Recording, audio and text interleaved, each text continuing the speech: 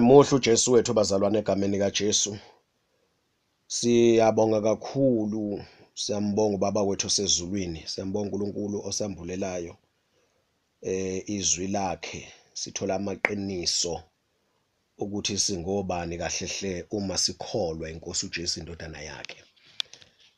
Uzazi ukuthi umuntu omkhulu kanjani ngokaNkulunkulu nothi ngokwestandard salelizwe. Lelizwe linama measurements alo aliwabekile to measure people according to its standard, according to worldly standard. But thina bazalwane we are contrary different from what we know according to the standard of this world. Thina kwethu kuhluke nje kakhulu impela, empeleni intshonalanga nempumalanga. So ke sinendlela esibizwa ngayo ezulwini. Ngifisa ukuthi ke bazalwane njengamanje kunama questions few engifisa ukuthi siwabuke, siwabheke, sikhulume ngawo. Mhlambe azoyiclarifya, azoyicacisa kangcono lama questions indaba yombuso kaNkulunkulu. Sizofunda ivesi laphana ivesi sofunda isambulo chapter 11, right? Isambulo chapter 11 uverse 15 wakhona. Sizobuka ama questions bazalwane. Njengamanje iquestion yokuqala, what to rule. Uma kuthiwa singabe umbuso kaNkulunkulu, siwumbuso kaNkulunkulu, one day sizobusa neNkosi uJesu, then we're gonna rule the kingdoms of the world one day, right? Umbuzo uthi what to rule, noma impendulo sengishilo ukuthi ke imibuso kingdoms of the world, imibuso yalelizwe ezobuswa yithi. Right, ukubusa lokho bazalwane ngifisa ukugcizelela ngakaphendula umbuzo what to rule. Indaba ithi umbuso kaNkulunkulu, uma samukela uJesu siyanqoba umbuso obumnyama. Asingabe sisabuswa amademoni nemfundiso zawo nama influences zawo. Amademoni abusa abantu financially, abusa abantu materially, abusa abantu physically, abusa abantu health wise, ngokubagulisa, abusa abantu abagqilaze ngokuthanda izinto, ngama drugs, izono zonke, indlela amademoni, indlela uSathane abusa ngayo abantu leyo.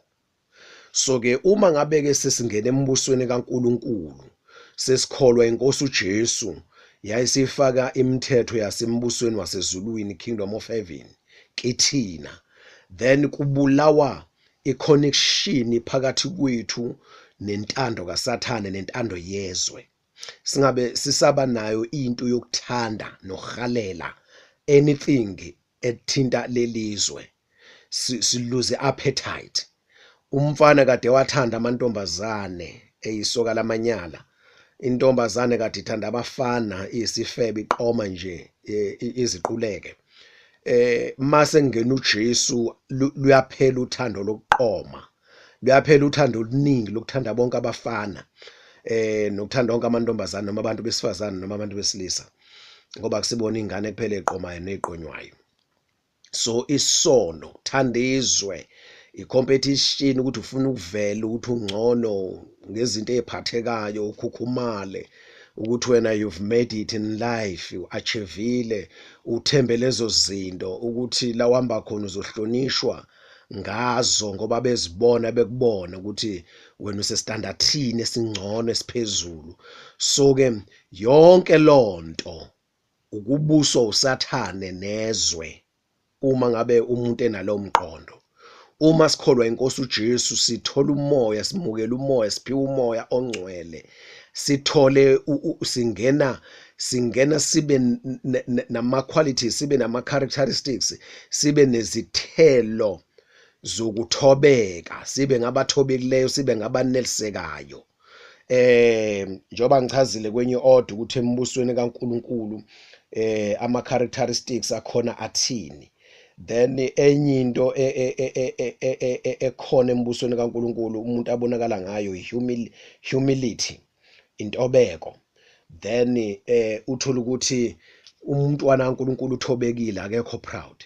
Ngisho ngaba nazo izinto eziphathekayo zalelizwe uyazi ukuthi akusizona ezakhe ezalelizwe, one day uzoyishiya.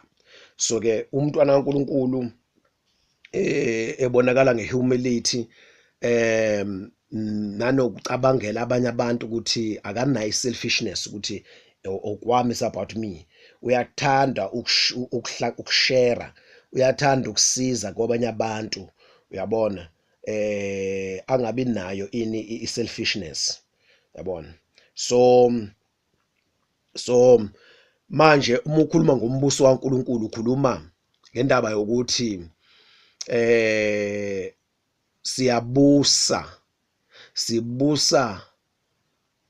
siyabusa nje ezweni lokomoya. Usathane namadimoni emoya yonke engcolile asibuswa usathane nawo yonke amadimoni, asibuswa indlela zalelizwe, systems of this world control usathane, kodwa yithi sibusayo singaphezulu.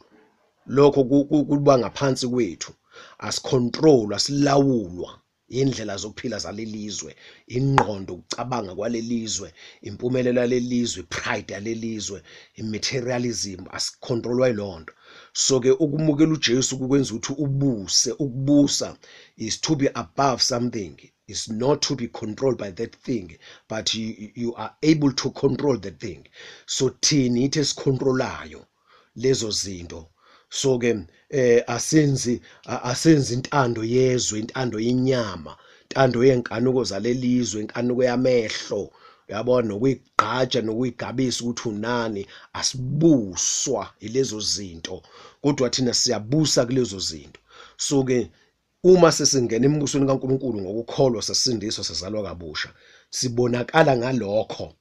So ke manje kuyamangaza ke ma ubuka ke istatus sebandla, i-state of the church worldwide, ukuthi sigijima sifuna izinto njengabezizwe. Ingane zethu ivuka ekuseni ifuna impumelelo yalelizwe, ekoleni zabahedeni, abavuka baya emsebenzini, language amabhizinisi, amathenda la ize kune corruption, abantu abasanendaba. So amakholwa asindisiwe abusy exactly endaweni lapha abahedeni bebhizi khona, ngendlela ababhizi ngayo, meaning basabuswa yilezi zinto. So ke njengoba sifunda kanje bazalwane, uNkulunkulu uzosikhulula ukuthi siwumbuso thina kaNkulunkulu. We are no longer slaves of anything pertaining this world. So masiphumile kuma systems alelizwe awumbuso obumnyama, sangena embusweni okhanya. Manje asisabuswa isisu, indaba yokudla, yabona, sisabuswa yiyo ingqondo yethu, silawule yiyo. So mayithi uJesu ningakhathazeki, yabona, ukukhathazeka, you have to do something ngoba ukhathazekile ukuthi i-future izoma kanjani, how am I going to survive. So ke ukubusa siyachaza ngaleyo ndlela ukuthi uma singababusi siyabusa kuqala ngokukholwa inkosi uJesu, sithola amandla, simukela umoya ingcwele, sibe ngaphezulu kokucabanga kwama systems, kwabantu abakuma systems alelizwe acontrol usathana, influence usathana. So ke then ke already ke singasho ukuthi ke siyabusa. Then apart from that kuyeza ukubusa okuliteral, la inkosi uJesu mayibuye kwesibili emhlabeni sizobusa literally. Imbuso yomhlaba yonke izoshifta, izogudluka. Uyabona makuthiwa ezepolitiki kuyavota bese iqembu elithile liyawina, then kade kuneqembu elithile upresident ekhethwe khona, manje sekuyina iqembu ke elisha, sekuzokhethwa upresident omusha ngokweqembu eseliphatha. So manje usuyabona ke manje ukuthi ke literally, physically kune shifting. So kune reshuffling lapho kunokushintsha kwezinto indlela kade zimi ngayo, kunenguquko.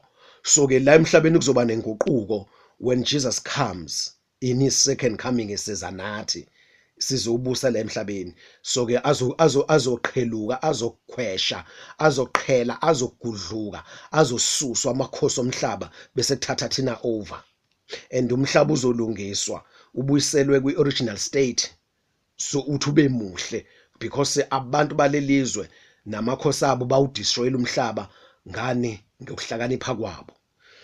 So ke lapho sobe sesibusa literally ke lapho ke. Okay, ngithi asivule isambulo chapter 11 verse 15, sifundeka uverse bani, uverse 15 fundeka nje egameni kaJesu. Right. Okay, nakho sesiyafika.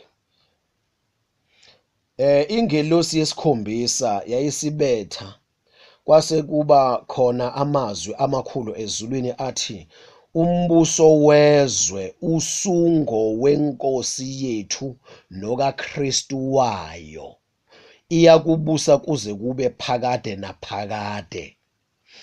Umbuso wezwe usungo wenkosi, that is God Almighty, inkosi yethu nokaKristu, that is Jesus Christ, wayo uKristu wenkosi, uKristu kaNkulunkulu, iyakubusa kuze kube phakade naphakade. There will come a time la uNkulunkulu ezosukuma manje a-acte njengamanje usamdedela usathana ukuthi abuse lo mhlaba ngengqondo yakhe.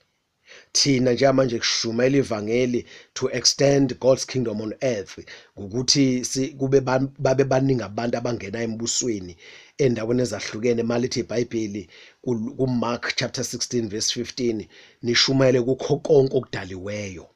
So ke manje senziwa lokho, we are taking over abantu, we are taking over not izinto in material world, not in material things zalelizwe, but sithatha abantu akade bethunjwe usathane ngamandla kaNkulunkulu, ngamandla egama lika Jesu, ngamandla kaJesu Kristu, ngamandla kaMoya Ngcwele, sibabuyisele embusweni kaNkulunkulu. Njengoba ngikhuluma kanjena nje uzwa le ndaba, then uNkulunkulu umvumele asize impilo yakho, udele konke walelizwe, uyaphuma embusweni obumnyama okugqilazile ungene embusweni okhanya wenkululeko, ube ngukhululekile impela.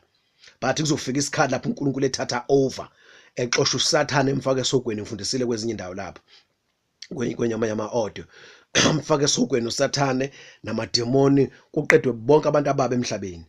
Then ke bese ke uNkulunkulu esebusa, and uyobusa kuze bephakade naphakade. uJesu Kristu baliwe lapho, and thina siwumzimba kaJesu Kristu. Uma kubala uJesu Kristu kubalwa nathi futhi.